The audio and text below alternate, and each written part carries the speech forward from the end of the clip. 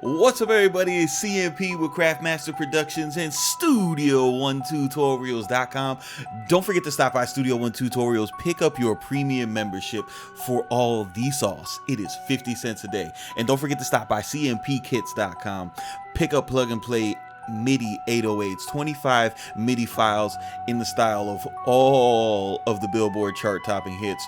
Throw it into your track, use chord track, make that 808 bass line just the simplest thing to program in your arrangements. Now, today we're going to be talking about how to get dark melodies and the real way to get dark melodies. I see, repetitive YouTube content all day, every day, and nobody can really describe what the hell they're talking about, right? So I am here to help you guys out. Now, dark melodies, it's the most simple, straightforward thing to do, and dark melodies just revolve around a couple things: downward movement and minor second intervals, right? So if you guys aren't familiar with those terms, go to studio1tutorials.com, pay 15 bucks for the membership, and go to the music theory tab. There's like 15 videos in there just taking you through music theory, and not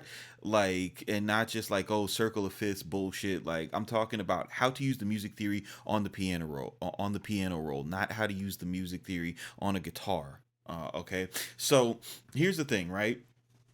The reason why you see these tutorials, and they tend to lean into like the harmonic minor scale or the Phrygian scale, is because, for example, the harmonic minor scale, if you look at all of the notes in the harmonic minor scale, if I just take these and let's run all the notes in the F sharp harmonic minor scale, right? What you'll notice is, real quick, that there's three instances of a minor second interval. What is a minor second interval, CMP? You keep saying these fancy music theory words. I don't like this tutorial. I want to go to an FL Studio tutorial. Okay, slow down. So a minor second is just two notes that are right next to each other. That's called a semitone, right? So they don't jump. It's just right next to each other. And whenever you have two notes that pass each other in a minor second interval, what you're going to get is something that sounds like this, and it's always going to have this sound here. All right, so when you use that interval set, you're always going to have something that sounds creepy, as opposed to this, right? So that sounds super bright, or this, or this. Right? So half of the battle, first of all, is picking an instrument that already has a dark texture to it, right? So this instrument that I'm using, it doesn't have a lot of highs. It's like kind of filtered. It's got a lot of reverb. That's what you're going to want to go for first. But when you're actually writing the melody, what you want to do is you want to include this minor second movement, and keep your melody tight as far as the shape of it. All right.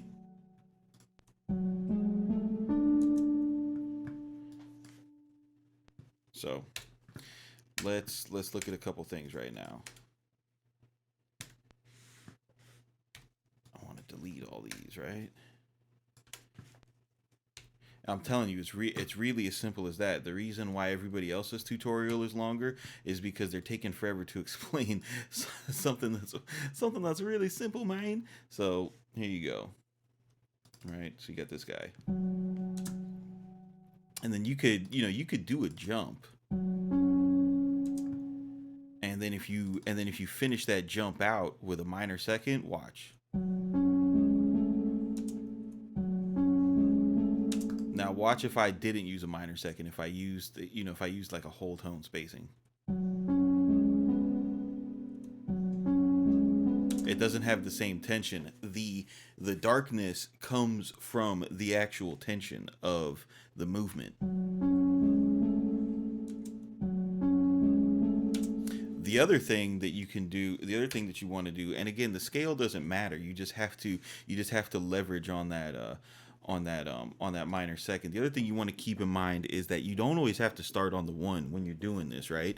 So say we were in the natural minor scale, okay, and I find a minor second here, right, and I start my melody like this.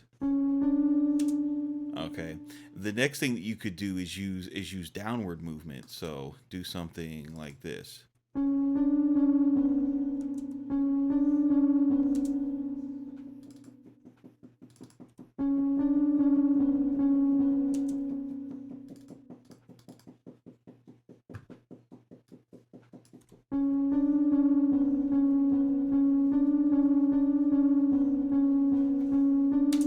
And it's always going to sound dark. So that is, the most simple, straightforward, condensed method. You really don't need to know more than that. Just leverage on those minor seconds.